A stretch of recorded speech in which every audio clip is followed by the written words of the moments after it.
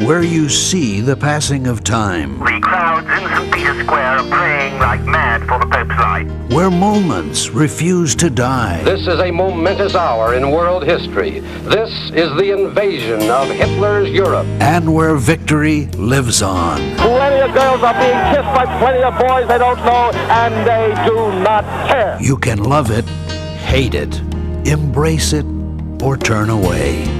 Lennon was shot to death late last night outside his apartment building. But it is a past we all share. Come on out here and give me a salute. Big Navy salute. This is where yesterday has a home, where we wonder what it was like back then. Go forward, knights, in safety. And not too long ago. His spirit must live on. It's where history has its place and where the past comes alive. The History Channel.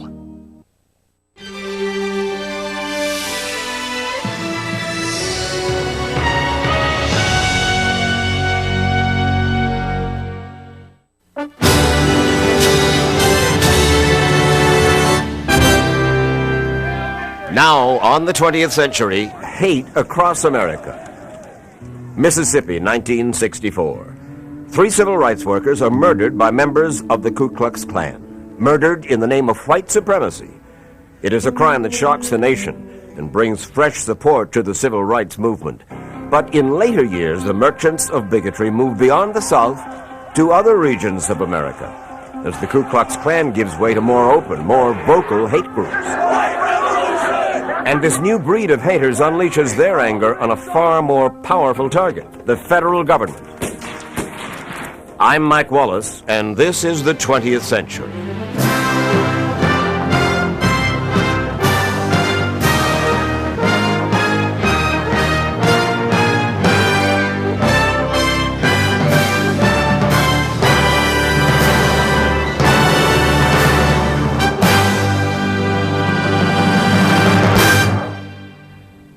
By the summer of 1964, civil rights leaders had decided to try to translate their legal gains into real power, the power of the vote. And to do that, they needed volunteers to register black voters. They called it Freedom Summer. 1,000 civil rights workers, mostly Northern and mostly white, traveling south to register blacks. Their target, the most segregated state in the Union, Mississippi. But from the beginning, white Mississippi vowed to fight the registration efforts with everything in their power, including, if necessary, violence. And the violence was not long in coming. Tonight, Andrew Goodman and 2 companions, Mickey Schwerer and James Cheney, are the focus of a whole country's concern. They have been missing since Sunday in Mississippi, where they had gone as part of the Mississippi Freedom Summer Project. The disappearance of the 3 civil rights workers on the very first night of the Freedom Summer Project sent a chill through the collective heart of America, because Mississippi had always used violence to prevent black voter registration. Tried to register, and it caused such a commotion that all of the whites came out in trucks and with guns. There's no intimidation in the state. There's no attempt to prevent Negroes from registering to vote. Rarely were rhetoric and reality so at odds. One reason civil rights leaders decided to focus on Mississippi. All right, we're going to make Mississippi join the nation. We're going to make Mississippi be free. That kind of rhetoric fired the idealism of white Northern students. But from the beginning, civil rights leaders warned that the threat of violence was very real. This is a meeting of Freedom Summer volunteers in New York's Riverside Church last May. Some will conduct voter registration drives. Many teachers will help establish freedom schools in Mississippi. They were warned their mission will not be pleasant. They will arrest you and then will hold you for a couple of hours and dream up a charge because they don't have any particular one to arrest you on. They will fingerprint you and photograph you and wire your photograph around the state, so in case you show up anyplace else, they will know exactly who you are, where you're from, and all personal data about yourself. When the first 175 volunteers met for final orientation in Oxford, Ohio, the instructions became more alarming. Don't ever go anywhere alone. Avoid riding in cars with white and Negro passengers. And above all, remember that you might be arrested. And if you're arrested, you might be beaten. Among the Freedom Summer volunteers were James Cheney, a 21-year-old black Mississippian, and two New Yorkers, 24-year-old Mickey Schwerner and 20-year-old Andrew Goodman. All three trained at Oxford. All three heard the ominous warnings. And that they should expect possibly somebody to get killed. If I were a parent, I would discourage my child from participating in this movement because of tragic consequences that could be faced by that youngster. Coming into the jaws of a situation that they know nothing whatsoever about. They are invaders, potential troublemakers, and the only result that I can see from their coming is a long, hot summer of agitation and probable violence. It was not an idle threat. Mississippi had always used violence to preserve segregation, violence that too often turned lethal. In 1955, Emmett Till had been lynched for allegedly whistling at a white woman. And in 1963, Medgar Evers, Mississippi's NAACP field secretary, had been shot in the back, murdered as he returned home from a civil rights meeting. As the driving force behind the Freedom Summer Project, Bob Moses experienced the violence at first hand. You were in a war. I mean, this wasn't play. The people were serious about protecting their way of life. The condition of mind in Mississippi in 1964, very difficult to conceive now. The worst elements of Mississippi were ready for a confrontation. And indeed it did occur in Neshoba County. And these people were waiting on them. They were waiting on these three civil rights workers. On June 20th, Schwerner, Goodman, and Cheney drove to offer help to Mount Zion Church in tiny Neshoba County after it had been burned to the ground. One of Mount Zion's parishioners, B.D. Cole, recalled what the three young men told the congregation. They was telling them, they said, well, we're sorry that things happened like we did. That's why we are here today. We want to try to see if we can settle all of this matters. That night, Schwerner, Goodman, and Cheney disappeared. It was somewhere in the vicinity of the church, along the dusty roads of the Longdale community, that James Cheney was arrested on a traffic violation by a sheriff's deputy. Cheney is a Negro. Cheney and his white companions, Mickey Schwerner and Andy Goodman, were taken to the Neshoba County Jail, where Cheney was booked on the traffic charge. I personally am as convinced as one can be away from the fact that this was a trumped-up charge, that they were not speeding, and that the fact that all through the South, the pictures of these workers, the plate numbers of the cars in which they use, are circulated throughout all of the white citizens' councils, the white groups, the segregationist groups, makes them mark people wherever they go. Eventually, about 10:30 p.m., a deputy says, they were released after Cheney paid a $20 fine. The deputy says the trio left the jail by car. He accompanied them in another car through part of Philadelphia and got them onto Mississippi Route 19 for Meridian and the point from which they had started. So far as is known, the three never got there. What went through my mind when it was reported that they were missing was that they were dead because of the circumstances, you know. So then there's a question of, well, when will they find the bodies? In Meridian, the wife of missing Mickey Schwerner, Rita Schwerner, flew from Oxford, where she'd been training many of the summer volunteers. I personally suspect that if Mr. Cheney, who is a native Mississippian Negro, had been alone at the time of the disappearance, that this case, like so many others that have come before, would have gone completely unnoticed. He is not doing this for publicity, that something has happened to him. That's right. It's something, some way or another have happened that he couldn't get in touch, because if he could have, he would have, and I know that. At this moment, there is nothing more urgent than finding the three young men who have been missing since Sunday.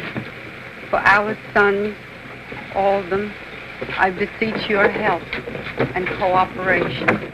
The headline stories across the nation quickly attracted the attention of Washington. and it wasn't long before the FBI took control of the search through the back roads and marshes of rural Mississippi. They probed the side roads and wooded hilly country along State Road 19. That's the highway to Meridian, and that's where the trio was headed. Though the Ku Klux Klan was suspected from the beginning, the Klan's imperial wizard Robert Shelton defiantly maintained that nothing had happened. I believe that this whole action that has taken place here in Philadelphia is for the purpose of raising funds. In other words, I believe that it is a complete hoax. The first break in the case came 2 days after the trio's disappearance. The only thing that we have to report is that the station wagon has been located. Local Choctaw Indians found the burned-out blue Ford station wagon, owned by the civil rights group and signed out to Mickey Schwerner, in a swamp near Philadelphia. Search leaders now say they have witnesses who have definitely indicated the station wagon was taken to that swamp area where it was found and burned between 11 a.m. and 5 p.m. Monday. What is developing in the state of Mississippi is somewhat of a police state. Outright violent, fascist, and totalitarian conditions exist in this state. And we are very much concerned about what happened in Meridian, what has happened in Philadelphia. We're concerned about about the 3 workers in the summer project. A week passed. Hopes of finding the 3 young men alive grew fainter with each passing day. The search had even reached the river dragging stage. The shallow, muddy Pearl River, which cuts across the northern part of Neshoba County near Philadelphia, Mississippi, is the scene of the dragging.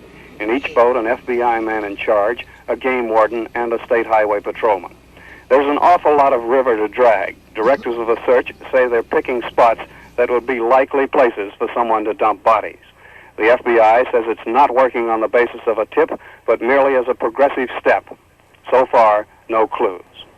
Curiosity seekers, meanwhile, were drawn to the spot where the car had been found.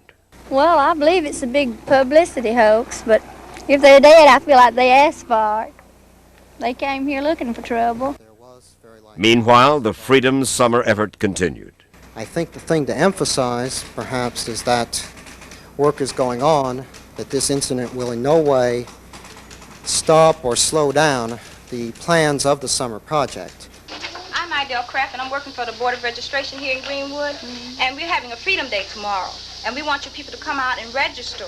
Despite repeated requests from civil rights groups, the FBI refused to provide protection for the Freedom Summer volunteers. The FBI, Director J. Edgar Hoover said, is not in Mississippi to guard volunteers, but to find the missing men. But he was not hopeful. I don't close it as an absolute certainty, but I consider that they are dead.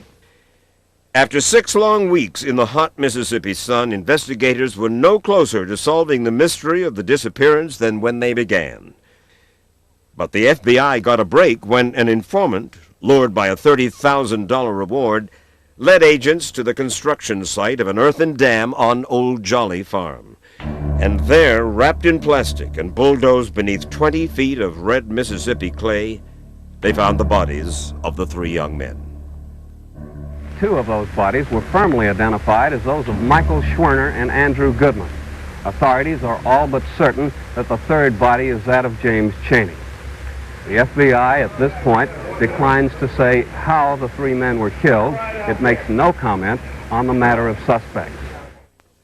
Even though no one had really believed the 3 were still alive, the discovery of the bodies sent a shockwave through the nation. Our nation sent out Peace Corps volunteers throughout the underdeveloped nations of the world, and none of them experienced the kind of brutality that these voter registration workers have suffered here in Mississippi. We owe it to the moral health of our nation to find the perpetrators of these dastardly acts. They held a memorial service here tonight for James Chaney. More than 700 people crowded the church. It was a sorrowful occasion, but words of anger were heard here tonight too. Don't bow down anymore. Hold your heads up.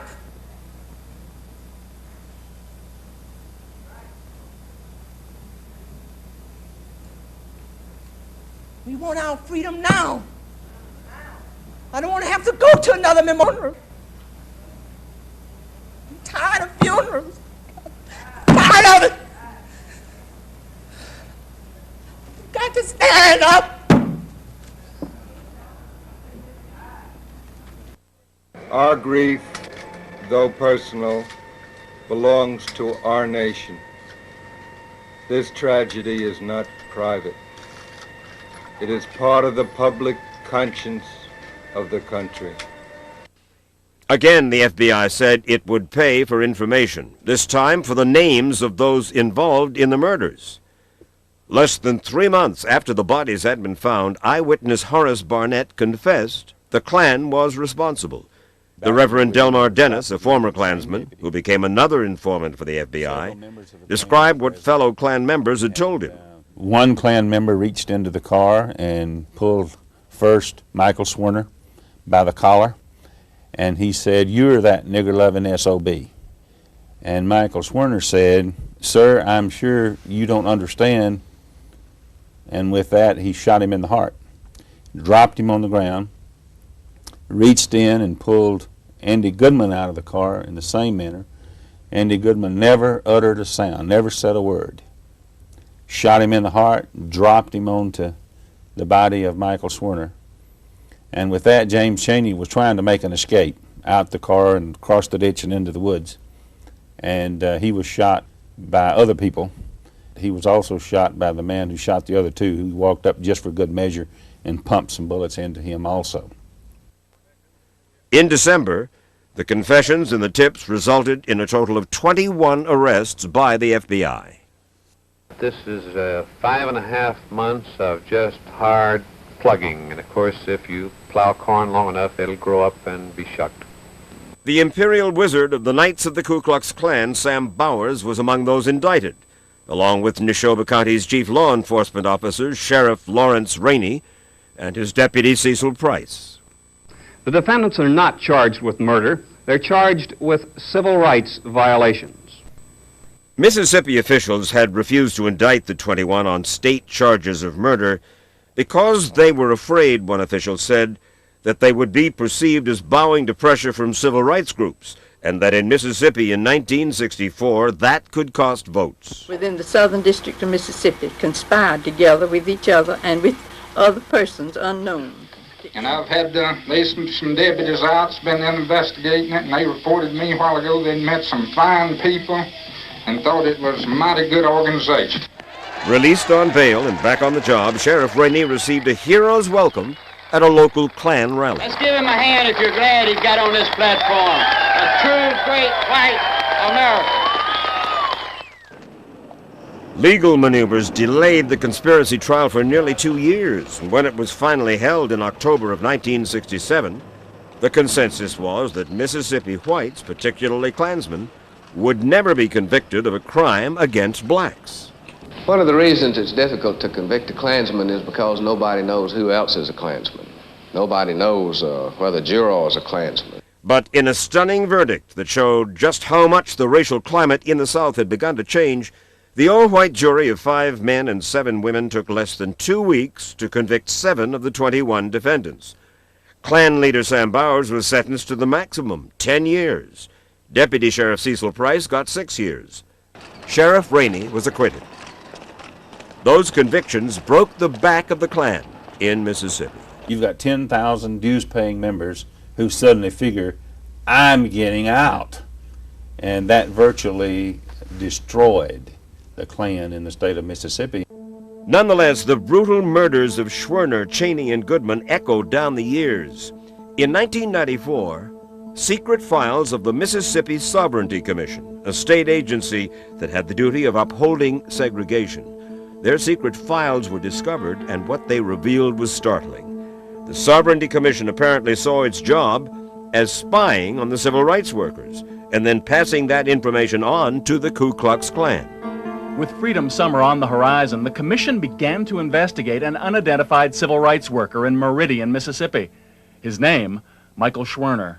The Commission recorded the most minute details of Schwerner's daily life, and kept him under constant surveillance. When he left the state, when he came back into the state, this kind of information was regularly passed down to officials in the Ku Klux Klan.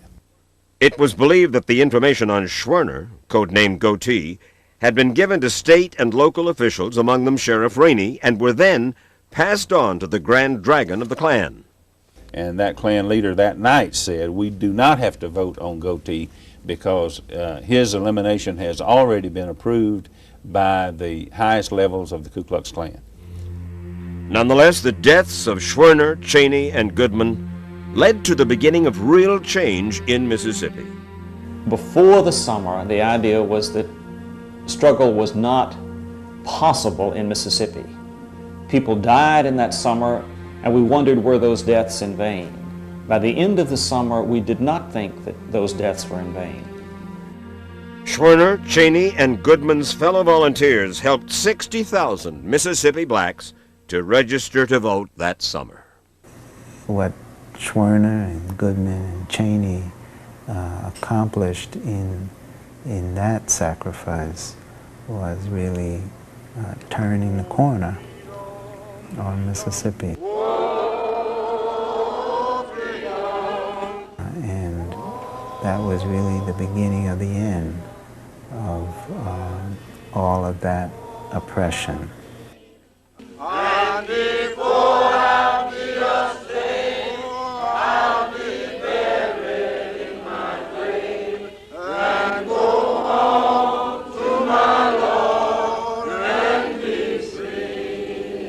I think we can truthfully say that those murders, over a period of time, amounted to a form of moral regeneration and redemption. Those three boys really have become martyrs. I believe that what happened there is, in a very strange and bizarre way, a gift to the present, a reminder to the future. For most of the 20th century, the Ku Klux Klan had been the standard bearer of white supremacy in America. But by the 1970s, the Klansmen had lost much of their appeal even to fellow bigots. They were perceived as mainly regional and too secretive, too old-fashioned with their hocus-pocus rituals. Now they were being challenged by fresh hate groups that spouted the same message but with a contemporary look. So, forced for the first time to compete for recruits in the war against minorities, the Klan emerged from the darkness of night, its traditional battleground, and pursued more open confrontations with the enemy. One of those violent Klan confrontations occurred in Greensboro, North Carolina, in November of 1979, when black and white demonstrators gathered for an anti-Ku Klux Klan march. Before the parade began, several carloads of whites who were believed to be Klansmen arrived. There was immediate heckling and rock throwing. Moments later, some of those who police identified as Klansmen began firing pistols and rifles at the fleeing demonstrators.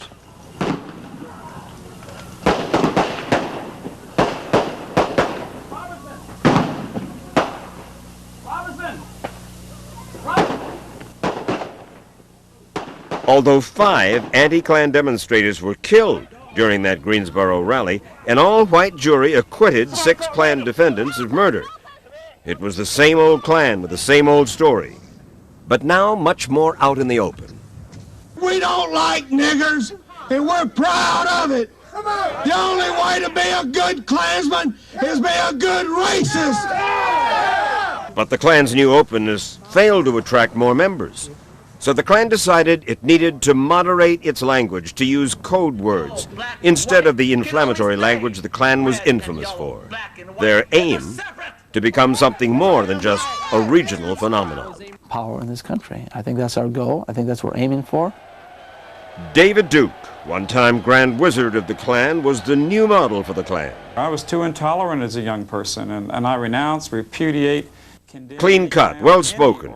He severed his affiliation with the Klan, at least publicly, veiled his message of hate in mainstream right-wing phrases, and was elected to the Louisiana State Legislature in 1989.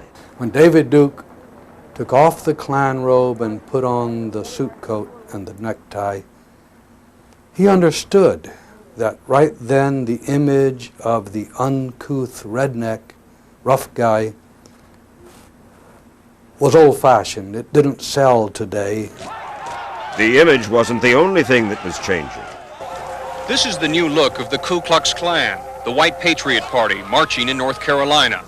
Traditional Klan robes have been shed, replaced by army fatigues and a Nazi philosophy. Now, though, it wasn't just the Klan wearing army fatigues and spouting Nazi philosophy. The Aryan Nations, founded by Richard Butler, rapidly became one of the most influential neo-Nazi hate groups in the mid-70s. Aryan Nations adopted the philosophy of Christian identity, a deeply anti-Semitic ideology that became dominant in white supremacy circles. Hate is your law, and revenge is your first duty. Christian identity is a racist religion. It purports that whites are superior and that people of color were basically false starts by God, mistakes by God. According to Christian identity, Jews were literally the children of Satan. Allegedly, they were the instigators of something called Zog, the Zionist occupation government, which intended to destroy the white race.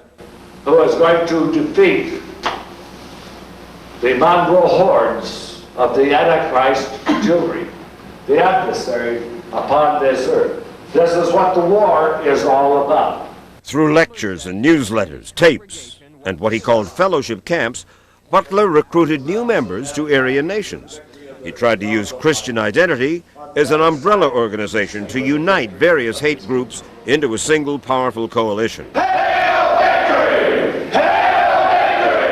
In 1983, Butler held a collective cross burning near Los Angeles. Remember this, men of the Aryan race. If one drop of Aryan blood is spilled tonight or any other time, there will be revenge. Klansmen, Nazis, members of a group called Aryan Nations gathered under the eerie light of a Los Angeles police helicopter. They call it a show of unity, a cross-lighting. But for others, this ceremony is a dramatic reminder of a long history of racism, hatred, and violence. But Butler's unification efforts had trouble attracting other hate groups. They've never been able to unite.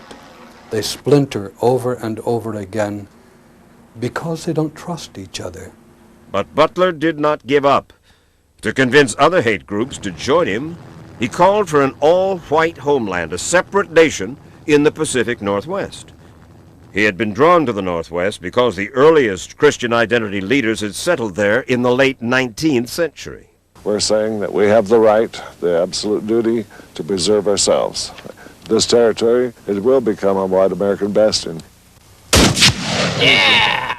Among those attracted to Butler's summer youth camps in Idaho were young people known as skinheads. Skinheads had first appeared in Great Britain in the early 70s.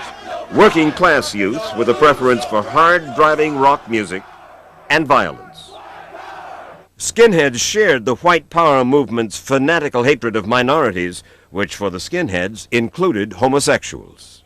When you go out booting on the fags, you prevent the spread of AIDS. What do you call it, booting? Yeah, you don't use your fist, you use your boot. That way when his blood comes out of his mouth, it don't get in the cut on your hand from punching him in the teeth, and you don't get AIDS. Get out, commies, get out!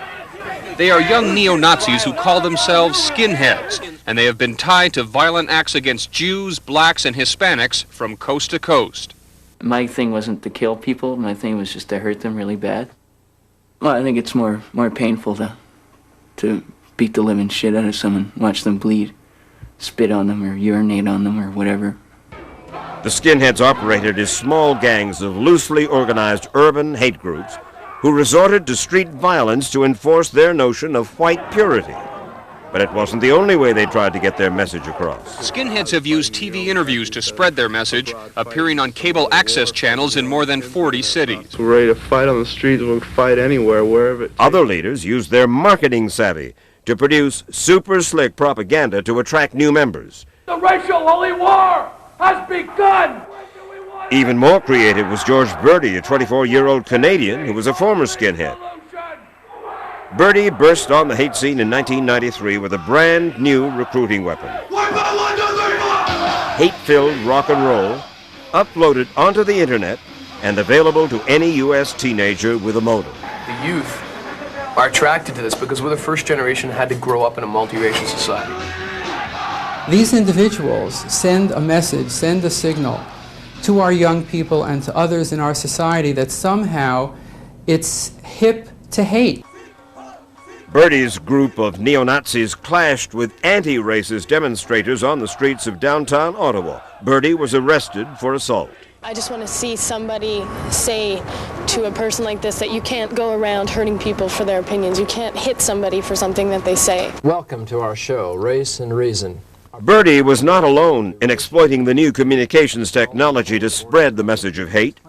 Tom Metzger was one of the first white supremacists to begin using modern media techniques to reach a wider audience. Metzger was head of something called the White Aryan Resistance, or WAR. What do we want here today? White power! What do we want? White power. What do we want? This is the language. And for impressionable young people, dynamite can happen. And it did in Portland, Oregon in 1988. 27-year-old Mulgeta Sarau is one of the victims in this story. In November of 1988, he and two other Ethiopian students were attacked by skinheads in this Portland neighborhood. They were beaten with baseball bats. Sarau was killed. According to their own testimony, the Portland skinheads had been trained in violent confrontation techniques by Tom Metzger.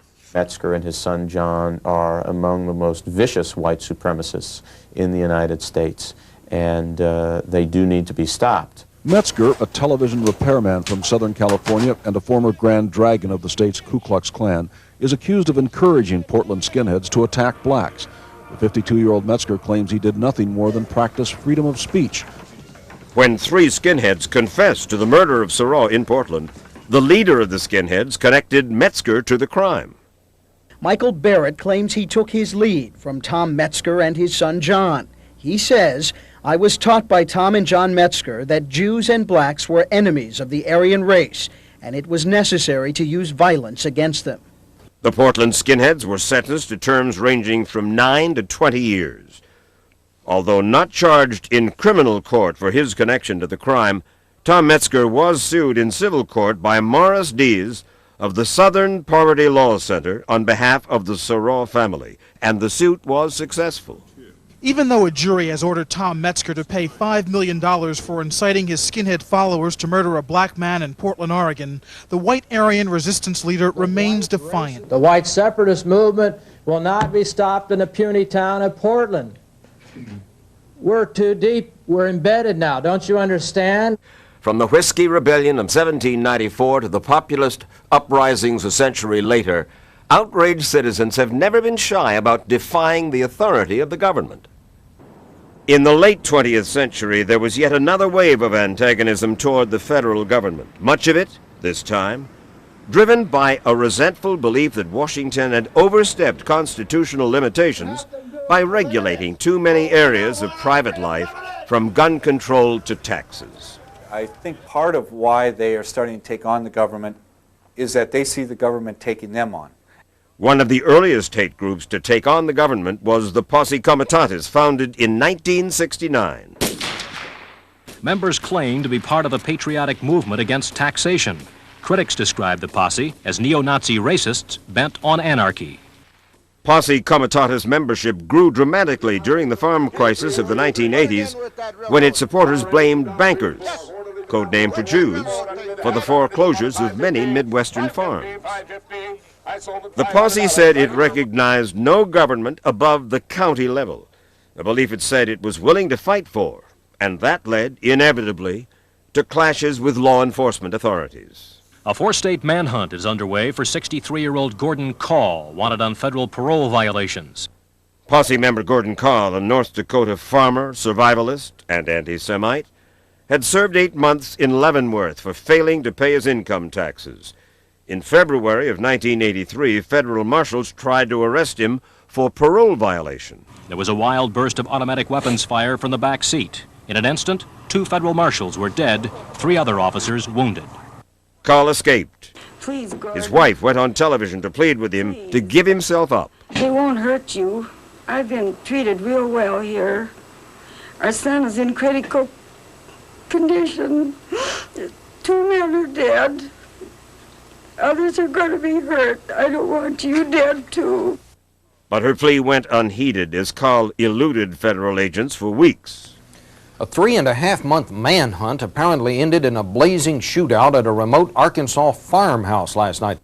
When the shooting finally stopped, there were 2 bodies. One burned beyond recognition, but believed to have been fugitive Gordon Call.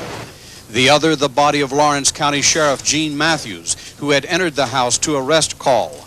They had shot each other, and then their bodies rode side by side to the state crime lab. Overnight, Call became a hero to the white racist movement. There was a conference of the Aryan nations in July, less than a month after the shootout. At that point, Call was proclaimed the first martyr of the Second American Revolution. In that so-called Second American Revolution, anti-government extremists expected to rise up in armed conflict with the federal government to restore America to what they believed were its legitimate roots. I think that you've got a lot of dedicated people there who are willing to spill every drop of blood in their body because they feel as though their family is threatened, their community is threatened, and a way of life that they've known and loved to be dear, it means everything to them. Among the new anti-federal government fanatics was Robert Matthews. Matthews broke with Richard Butler's Aryan nations to found a new and more violent group, the Order, which was eager for what it called the racial holy war against the federal government. Matthews led the Order on a series of armed robberies, using the money they got to buy an arsenal of weapons to wage war on the U.S. government, a government that was run by Jews, he said. The same Jews, he said, who controlled the media. He ain't got a hook nose anymore. In other words, if you're not a Christian, you're un-American. Is that your point, sir? The Order's first target was a Denver radio talk show host who happened to be Jewish. You're listening to Alan Berg on KOA. Alan Berg was a controversial figure, described as arrogant, if witty, and rude, a natural provocateur. He took particular delight in goading anti-Semites who called his show. Insults and verbal combat had been Berg's talk radio stock and trade, a sassy jabbermouth style that made him both a hit and hated. Death threats were almost routine. Give me evidence of Jews anywhere conspiring to overthrow the world. If you can give me one shred of evidence, sir, I will fall on my knees and pray to your Lord Jesus. How's that? That kind of baiting enraged Matthews and his followers. Last night, Alan Berg was killed in ambush, arriving at his Denver home. 10 .45 caliber shell casings were near his body. The killing in June of 1984 was to have been the first in a string of assassinations and other violence. The Order saw violence as a way of causing chaos. People would be begging for order, begging for somebody to come in and take charge. The Order felt that they would be the ones people would turn to. But Matthews was wrong. The FBI tracked him to Whidbey Island near Seattle. The FBI threw its considerable weight headlong into the standoff with Robert Matthews. Federal agents dressed in combat fatigues, armed with automatic weapons, rolled past roadblocks by the busload. Negotiations with Matthews failed. The house was engulfed in flames shortly after 6 this evening. FBI agents stormed the house shortly before the fire broke out. They actually entered the building before being driven back by automatic gunfire. The agents shot flares into the house in an attempt to illuminate the darkened building. Matthews succumbed to the smoke and the flames, and eventually the FBI captured the other 24 members of the Order. All confessed or were found guilty of their roles in the robbery spree and the Berg killing. It was the end of the road for the Order, but not of the movement to overthrow the federal government. White supremacists were convinced that American society, their white society, was being systematically destroyed. They said they had proof of that destruction. What happened was a number of incidents that convinced people the government was out of control. If you dared stand up to the government, you were going to be killed. 81 Branch Davidians died in the inferno at Waco in 1993, and before that, the 1992 standoff at Ruby Ridge, Idaho, where white supremacist Randy Weaver barricaded himself and his family inside a mountaintop cabin. A gun battle erupted when federal agents came to arrest Weaver for illegal weapons trafficking. When the smoke cleared, a deputy U.S. Marshal was dead, as were Weaver's 14-year-old son and wife. Never will you take another woman down! Meantime, white supremacists, tax revolters, survivalists, and other assorted radicals continue to gather near the cabin. To them, Weaver is a folk hero, a symbol of those who want privacy from government. And an example in white supremacist eyes of the lengths the government was willing to go to kill them and their families. The siege, plus the conflagration outside Waco, convinced white supremacists that they would need an army, a private militia, to stop Washington from annihilating them. Soldiers on training maneuvers, but they're not the U.S. Army. They are the Michigan Citizens Militia, which claims 15,000 members. It is part of a growing nationwide phenomenon whose enemy is the U.S. government. We feel that the president may try to enact martial law and suspend the Constitution. They are angry, they are conspiracy obsessed, they have a hatred for the government, and they are armed to the teeth. The militia believed the federal government, bloated with power, intended to wage war on white Americans through such policy issues as gun control, immigration, and affirmative action. The economic pie is indeed shrinking. There are more and more people around society who feel resentful. This is an age of rage. And that rage had a frightening edge to it. One of the suspects in the April 1995 bombing of the federal building in Oklahoma City had attended training sessions with the Michigan militia. By 1995, the militia claimed tens of thousands of members in 20 states. Many had previously belonged to the Ku Klux Klan. Some retained affiliations with both groups. Louis Beam, a former Grand Dragon of the Klan and an Aryan Nation supporter, was an influential paramilitary trainer within the militia movement. When they get in that kill zone and you initiate fire, maximum damage in the shortest length of time, maximum violence upon them. Everybody in there, they mustn't have a chance to do anything but one thing, die. Louis Beam helped develop the idea of leaderless resistance, a militia tactic which encouraged individuals to act on their own to avoid being traced. By having these small cells, it makes it more difficult for the government to get a handle on just how broad this movement is. Authorities believe Christopher Wilson was a victim of leaderless resistance in Tampa, Florida in 1993. He was kidnapped, taken to a field, and made to sit in his car while he was doused with gasoline and set afire. A note left at the scene said, and we quote, "One less nigger, more to go."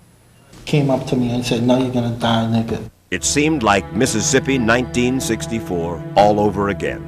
Hate is still as raw as it was in 1964. And there's this deep well that spews forth this hatred, this prejudice, this zealotry, this anger, and that we drink from this and we drink hearty from it. We've had people killed for no other reason than their name is Goldmark, or because the color of a police officer's skin was black. The social and economic upheaval that marked America in the 1990s provided fertile ground for hate groups to flourish. Many members of the white supremacist movement came to believe they were now the underdog in a country where minorities got all the breaks. Although these white supremacists were often dismissed as nuts, their anger and their fear were real, and they had tapped into a disenchantment felt by many other Americans who were not violent racists. There is an anti-democratic idea out there these days in the militia and among the races in many places that feels that there's no such thing as community and democracy doesn't mean anything. Those groups have power as long as that's true. But if we, in our own lives, where we work, where we live, if we tithe ourselves, if we give 1/10 of our time to helping within our communities, these groups cannot have power. I'm Mike Wallace, and this is the 20th Century.